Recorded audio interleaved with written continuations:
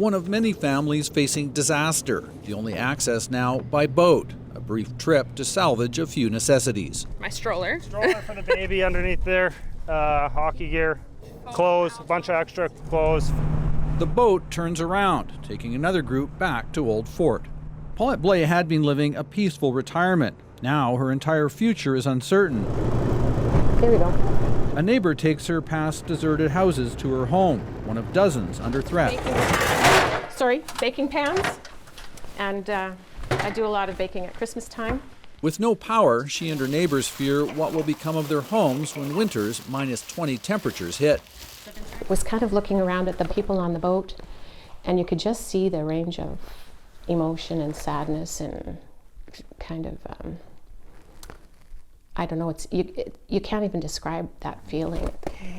Worried about losing everything, she grabs what's most important. Just trying to figure out which photos I still want to take with me. Penny is a friend of mine's dog that... Some are defying the mandatory evacuation order despite the threat of arrest.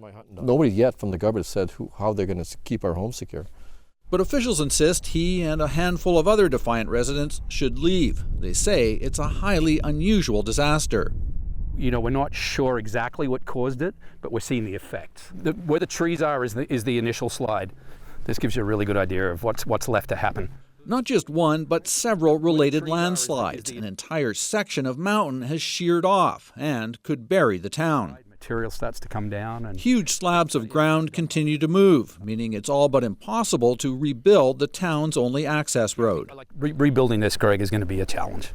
It's not an easy task, and this is what Mother Nature's given us. It's not an easy problem to fix. So.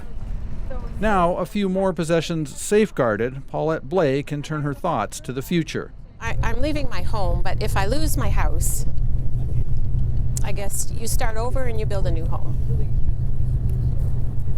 You know, your heart has to be in your home, so.